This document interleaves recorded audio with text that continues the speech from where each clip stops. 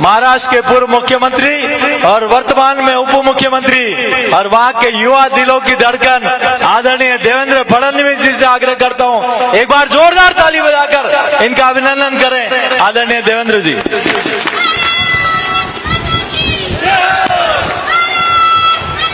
बोल सियापति रामचंद्र की, पवन सुत हनुमान की, उमापति महादेव की।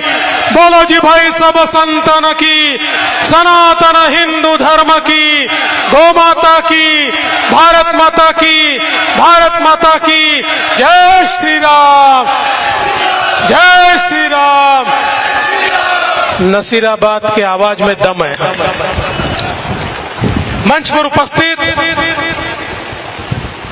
हमारे सभी के लाडले अध्यक्ष, राजस्थान के जुझारू नेता श्री सीपी जोशी जी,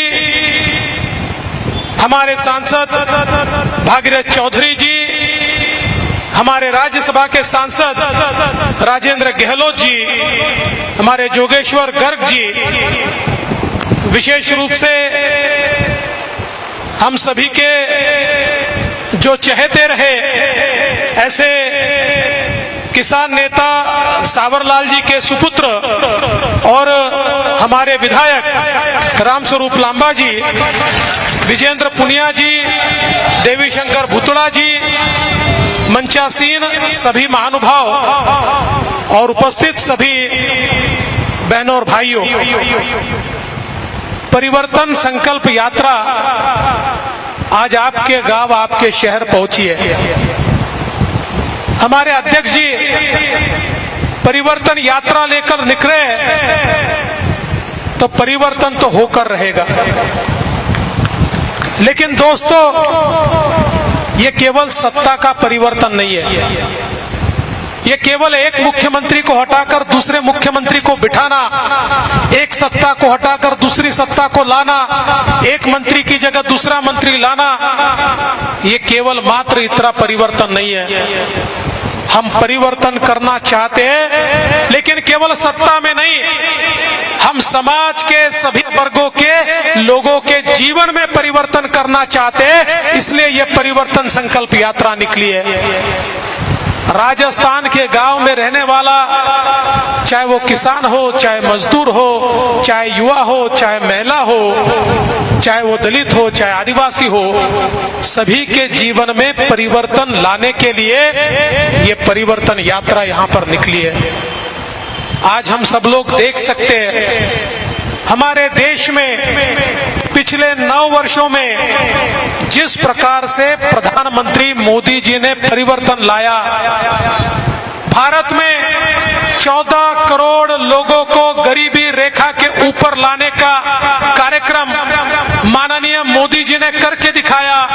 और ये मैं नहीं कहता, यूनाइटेड नेशन जैसी संस्था कहती है कि 14 करोड़ लोगों को इतने कम समय में गरीबी रेखा से लाने का मोदी जी का काम इस शताब्दी का सबसे बड़ा चमत्कार है। ये आज यूनाइटेड नेशन कहती है। इस देश के अंदर मोदी जी ने एक ऐसी व्यवस्था का निर्माण किया जो गरीबों का हक, किसानों का हक उन तक पहुंचाती है। हमने देखा एक समय था भारत के कांग्रेस के प्रधानमंत्री माननीय राजीव गांधी जी कहते थे, मैं दिल्ली से गरीब के लिए 1 रुपया भेजता हूं तो केवल 15 पैसे गरीब तक पहुंचते हैं और 85 पैसे भ्रष्टाचार में व्यवस्था खा जाती है। लेकिन मोदी जी ने प्रधानमंत्री बनने के बाद कहा, न खाऊंगा न खाने दूंगा। और मोदी जी ने एक ऐसी व्यवस्था तैयार की, आज मोदी जी एक बटन दबाते हैं तो पूरे 6,000 रुपया किसान के खाते में जाता है। कोई एक नया पैसा किसान का ले नहीं सकता, कोई दलाल नहीं, कोई बिचौलिया नहीं। 1 रुपया दिल्ली से निकलेगा तो अंतिम आदमी तक 1 रुपया पहुंचेगा, किसान के खाते में पहुंचेगा, महिलाओं के खातों में पहुंचेगा, मजदूरों के खातों में पहुंचेगा। ये मोदी जी ने चमत्कार करके दिखाया। इसलिए दोस्तों, आज देश के अंदर गरीबों का हक, किसानों का हक, मजदूरों का हक उन तक पहुंचाने वाला नेता अगर कोई है तो हमारे मोदी जी है। आज हम देख सकते भारत की अर्थव्यवस्था को दुनिया की 5वीं सबसे बड़ी अर्थव्यवस्था मोदी जी ने बनाया। अरे जिन्होंने पौने 200 साल तक हम पर राज किया, उस ब्रिटेन को, उस इंग्लैंड को भी हमने पिछले साल पीछे छोड़ दिया और उससे भी आगे अब भारत चला गया। इससे ज्यादा आनंद की बात क्या हो सकती है।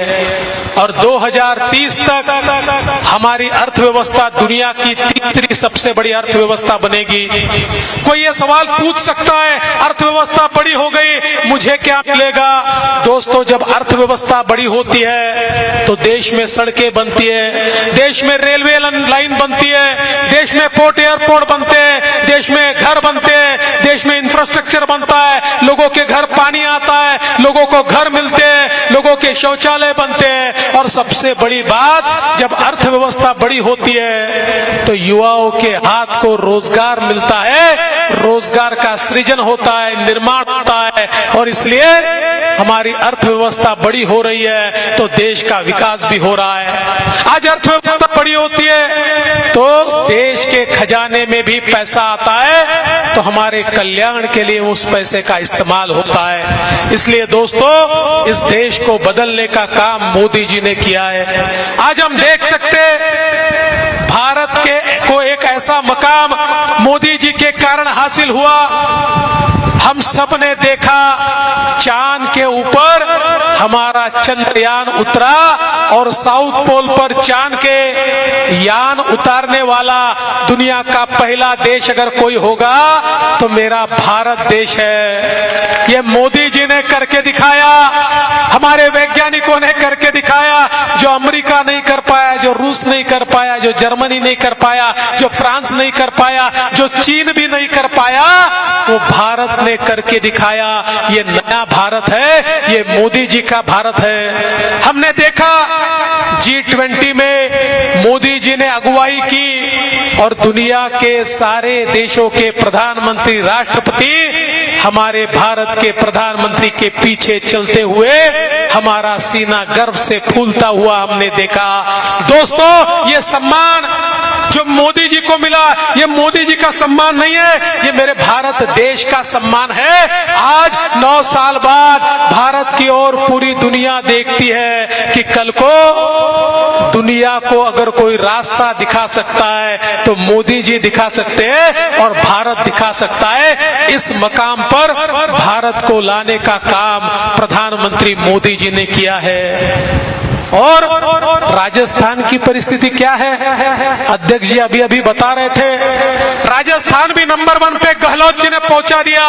राजस्थान भी गहलोत जी ने नंबर 1 पे पहुंचाया। लेकिन नंबर 1 पे किस में? भ्रष्टाचार में नंबर 1, अनाचार में नंबर 1, दुराचार में नंबर 1, बलात्कार में नंबर 1, गैंग वॉर में नंबर 1, पेपर लीक में नंबर 1, हमारे किसानों को गुमराह करने में नंबर 1। ये राजस्थान की परिस्थिति हमारे गहलोत जी के राज में हमने देखी। मैं तो पूरे राजस्थान में यात्रा के साथ घूम रहा हूं और गहलोत जी के बड़े बड़े पोस्टर दिखते हैं और उस पर लिखा होता है 2030 में राजस्थान नंबर 1 पर, आपका सुझाव दीजिए।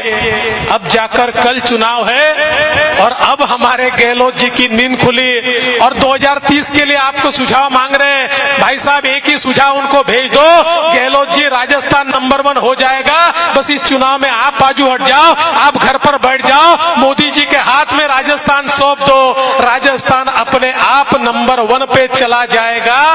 ये गहलोत जी को बताने की आवश्यकता है। इसलिए दोस्तों, हमने देखा जहां जहां डबल इंजन की सरकारें हैं, मोदी जी के साथ राज्य की सरकार चलती है तो बड़ी तेजी के साथ विकास होता है। लेकिन मोदी जी प्रयास करते हैं राजस्थान को ऊपर ले जाने का और गहलोत जी का इंजन उसको नीचे खींचता है। न गाड़ी ऊपर जाती है, न गाड़ी नीचे जाती है। गाड़ी वही के वही अटक जाती है। लेकिन विचार कीजिए, मोदी जी के इंजन के साथ राजस्थान के मुख्यमंत्री का इंजन भी उसी दिशा में चला जाए तो राजस्थान किस तेजी के साथ आगे बढ़ेगा और किस प्रकार से विकास का मंजर यहाँ पर देखने को मिलेगा।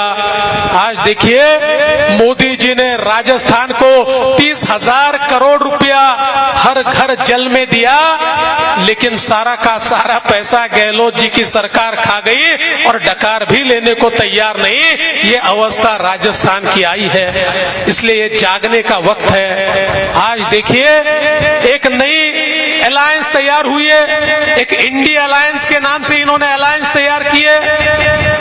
ये सारे के सारे लोग किन विचारों के लोग हैं? वहां पर इनके अलायंस का स्टालिन वो कहता है, हमारा जो 10,000 साल पुराना सनातन धर्म है, वो स्टालिन कहता है, कांग्रेस का साथी स्टालिन कहता है, सनातन तो ये डेंगू मलेरिया जैसा है, ये कोविड जैसा है, इसको नष्ट कर देना चाहिए। और फिर उसके बाद कांग्रेस के अध्यक्ष खरगे जी का बेटा प्रियांक खरगे, जो कर्नाटक में वहां का मिनिस्टर है, वो भी कहता है ये सनातन धर्म तो डेंगू जैसा है, इसको समाप्त कर देना चाहिए। फिर उत्तर प्रदेश में भी इनका साथी कहता है सनातन तो डेंगू जैसा है, इसको समाप्त कर देना चाहिए। मैं आपसे पूछना चाहता हूं, क्या सनातन को कोई समाप्त कर सकता है? क्या किसी की हिम्मत है? क्या किसी की ताकत है? अरे जिसने सनातन पर वार किया वो पता नहीं कौन से मजार में अटक गए, कोई उनको याद नहीं रखता।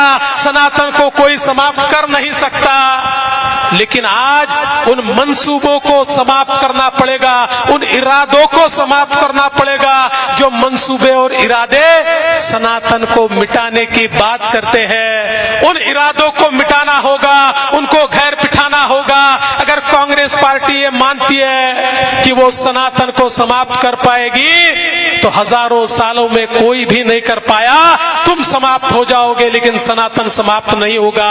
इसलिए मैं आपसे निवेदन करने आया हूं सारे के सारे लोगों से, क्योंकि ये महाराणा प्रताप की धरती है। मैं छत्रपति शिवाजी महाराज की धरती से आया हूं। छत्रपति शिवाजी महाराज ने, महाराणा प्रताप ने, पृथ्वीराज चौहान जी ने हमारे धर्म को, हमारे देश को सुरक्षित रखा।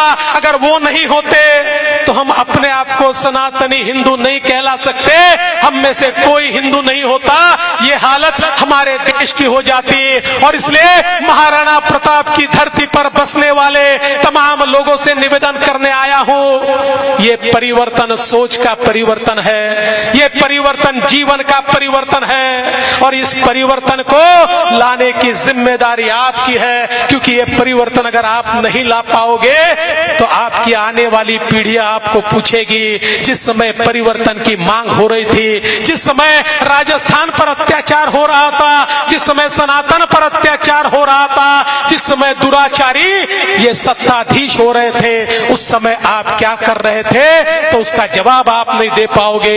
इसलिए इस परिवर्तन यात्रा का केवल स्वागत मत कीजिए। तो हमारे अध्यक्ष जी के नेतृत्व में ये जो परिवर्तन की बेला अब हमारे सामने है, उसमें परिवर्तन कीजिए और मोदी जी के साथ चलने वाला राजस्थान आप सब मिलकर तैयार कीजिए। इतना ही निवेदन करता हूं और अपने शब्दों को विराम देता हूं।